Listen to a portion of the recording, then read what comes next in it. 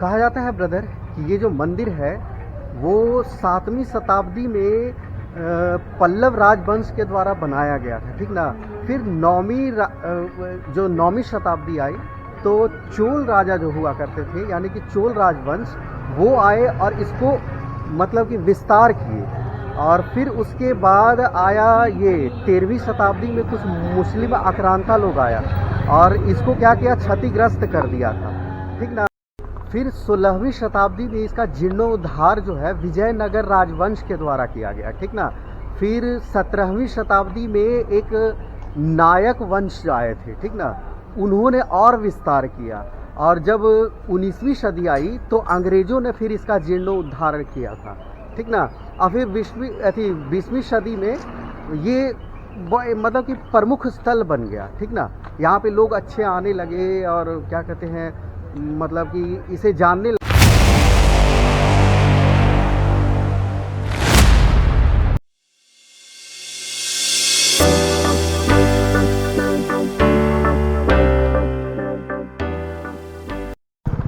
नमस्कार, मैं जितेंद्र और आप देख रहे हैं जितेंद्रा बैकपैकर। फिलहाल ब्रदर मैं चेन्नई में था, पिछली वीडियो में आपने देखा। फिर चेन्नई से करीबन 75 किलोमीटर की दूरी पे बाई बस आप आएंगे तो 75 किलोमीटर पड़ेगा, बाई ट्रेन आएंगे तो 93 किलोमीटर पड़ेगा, ठीक ना। तो मैं आ गया हूँ अभी कांचीपुरम में। कांचीपुरम में एक बहुत ही प्रसिद्ध कहा जा सकता है कि मंदिर है जिसका नाम है कांची कामाक्षी मंदिर, ठीक ना। ये ज़्यादा नहीं, आप जहाँ पे उतरेंगे ना बस स्टैंड उससे मात्र 400 मीटर की दूरी पे है ये कांची कामाक्षी मंदिर। कहा जाता है इस मंदिर के बारे में, ये बोला जाता है ब्रदर कि ये जो मंदिर है वो देवी पार्वती को समर्पित है और कहा जाता है कि 51 पीठ में से एक पीठ ये है, ठीक ना। जैसे कि आपने असम में देखा होगा, असम में जो कामाख्या मंदिर है, ठीक ना, वो भी 51 में से एक है ना, 51 पीठों में से एक। उसी प्रकार से ये कांची कामाक्षी जो मंदिर है वो भी 51 पीठों में से एक पीठ माना जाता है। तो ये यार यहाँ ना मंदिर बहुत सारे हैं और काफ़ी इम्पॉर्टेंट मंदिर है, तो इसीलिए मैं सोचा कि कांचीपुरम चला जाए, ठीक ना। और ये देखो मैं ईस्ट दरवाजे पे हूँ, ये देखो यहाँ पे लिखा हुआ है ईस्ट एंट्रेंस, ये देख सकते हो। ये और यहाँ का माहौल देखो यार, कुछ ऐसा दिख रहा है। यहाँ पे देखो सब पूजा करने वाले।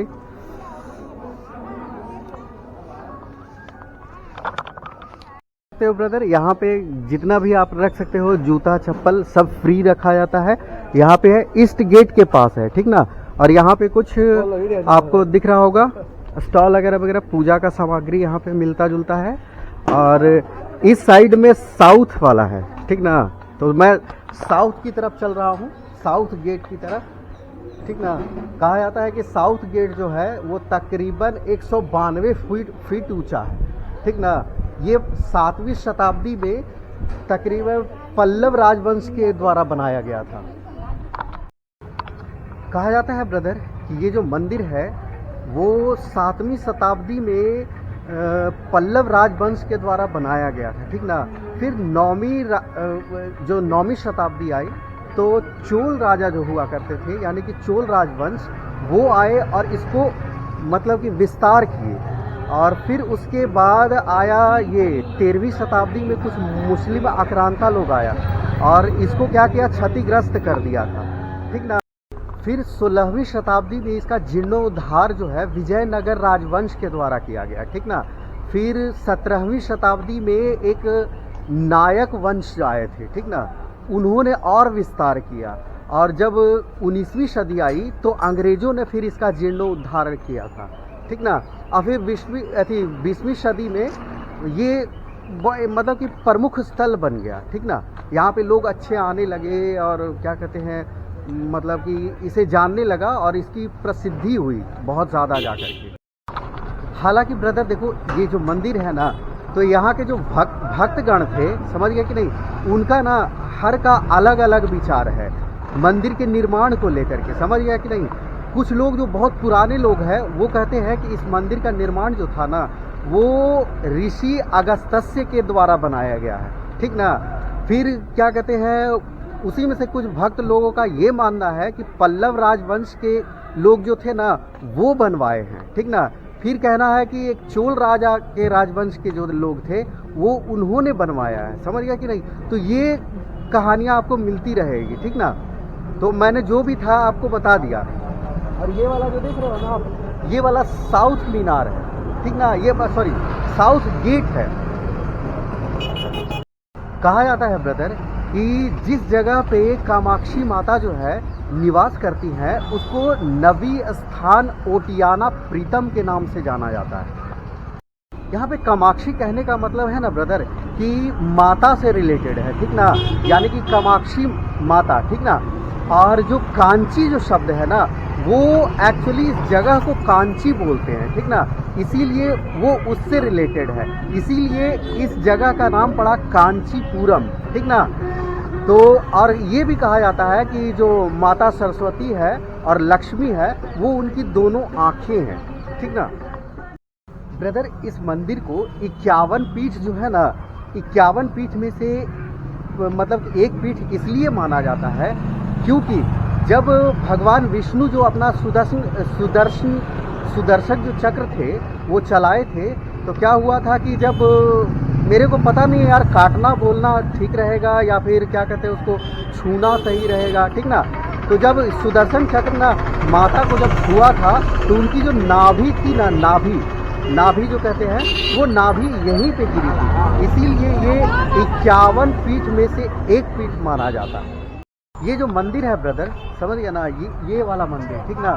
ये मंदिर जो है वो पृथ्वी या फिर कह सकते हो ना कि पूर्वी गोलार्ध जो होता है ना, पृथ्वी का पूर्वी गोलार्ध उसका केंद्र माना जाता है। और ऐसा कहा जाता है कि एक भंडासुर नाम के मतलब कि राक्षस हुआ करता था जिसका वध करने के लिए माता कन्या के स्वरूप में यहाँ पे प्रकट हुई थी, ठीक ना, मतलब जन्म ली थी और यहाँ पे निवास की थी।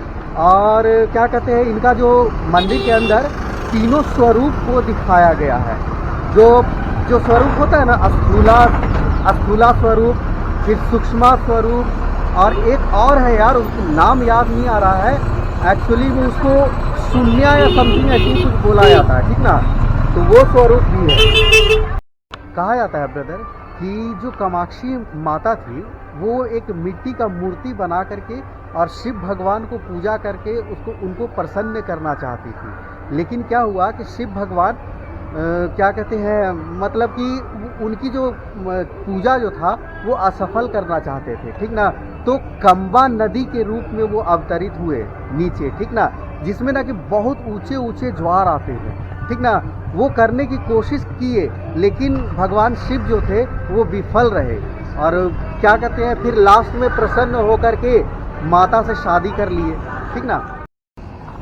कहा जाता है ब्रदर कि ये जो कामाक्षी मंदिर है वो शहर के ठीक एकदम बीचों बीच में बनाया गया है, ठीक ना। और चारों तरफ जो है ना बहुत सारे आपको शिव जी का ये क्या कहते हैं मंदिर मिलेगा, ठीक ना, और बहुत सारे विष्णु भगवान का भी मंदिर मिलेगा। तो ये जो है वो शिव कांची इसको बोलते हैं और जो विष्णु भगवान का जो मंदिर होता है उसको विष्णु कांची बोलते हैं। इस मंदिर को लेकर के ब्रदर बहुत सारी कहानियां जुड़ी हुई है, ठीक ना, जिसमें से एक कहानी है कि ऋषि दुर्वासा जो थे वो श्रापित थे, ठीक ना। तो श्राप पे काबू पाने के लिए यहाँ पे दुर्वासा पूजा किए थे, ठीक ना, मतलब कि माता प्रसन्न हो जाए और मुझे ऐसी कोई शक्ति दे जिससे कि मैं उस श्राप पे काबू पा सकूं। तो कहा ये भी जाता है कि जो ऋषि दुर्वासा थे ना, जिस शैली में वो उन्होंने मतलब कि जैसे जैसे उन्होंने पूजा किया था उस पूजन को आज भी माना जाता है, समझ गया कि नहीं। मतलब कि जैसे जैसे उन्होंने पूजा किया था ऋषि दुर्वासा उसी प्रकार से आज भी पूजा होती है, ठीक ना।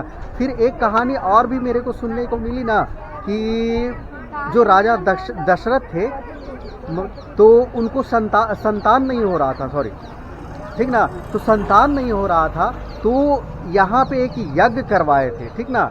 उस यज्ञ का पुत्र कामेशी ऐसी करके कुछ यज्ञ का नाम था ब्रदर, मेरे को याद नहीं है, ठीक ना। हाँ, पुत्र कामेशी यज्ञ का उन्होंने यहाँ पे शुरू करवाया था और फिर मालूम चला कि जब माता प्रसन्न हुई तो उनके कुछ महीनों के बाद, मतलब कि पूजा करने के, यज्ञ के कुछ दिन के बाद फिर उनको पुत्र की प्राप्ति हुई थी।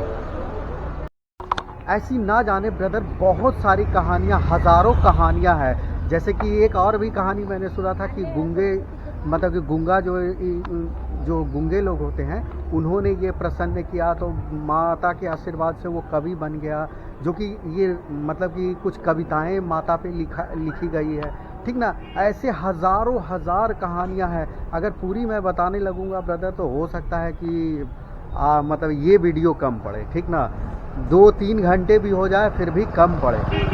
फिर एक ये भी कहा जाता है कि मतलब बहुत सारी कहानियां हैं भाई, मेरे को उतना मैं कितना बताता रहूँ, ठीक ना। फिर अब इस मंदिर के बारे में बात कर लेते हैं ब्रदर। ये मंदिर जो है आप देख रहे हो ना, ये पूरा जो मंदिर है ये तकरीबन 5 एकड़ में फैला हुआ है, और कहा जाता है कि मंदिर का एक तालाब भी है, ठीक ना, जिसमें लोग अपना मतलब कि स्नान करने आते हैं, अपने पापों को यहाँ पे धोने आते हैं, ठीक ना। और कहा जाता है कि एक हॉल है जिसके 100 स्तंभ हैं, ठीक ना, तो ये भी यहाँ पे है। माता का विवाह जो है ब्रदर, वो शिव जी के साथ महीने फाल्गुन होते हैं, ठीक ना, उसमें यानी कि मार्च के आसपास में, ठीक ना, मार्च के आसपास में, जैसे अभी जो है इसी समय शादी का त्यौहार मनाया जा रहा है, ठीक ना। जो मैंने आपको नहीं बताया कि शिव जी को प्रसन्न करने के लिए कामाक्षी माता ने वो मिट्टी का बनाया था, और सुई के नोक पे उन्होंने क्या कहते हैं तपस्या की थी, जिससे भगवान जो है खुश होकर के फिर उनसे शादी करने के लिए, वो फाल्गुन महीने में ही होती है, ठीक ना। हिंदी में हम लोग फाल्गुन बोलते हैं, और तमिल में आपको बताए थे एक और पिछली वीडियो में कि जो नव वर्ष होता है वो उसको पंगुनी ऐसी करके कुछ बोलते हैं, ठीक ना, तमिल में। और हिंदी में भी एक नव वर्ष होती है जो कि मार्च के महीने में यानी कि फाल्गुन के आसपास में पड़ती है, ठीक ना, तो उसी में शादी होती है, ठीक ना।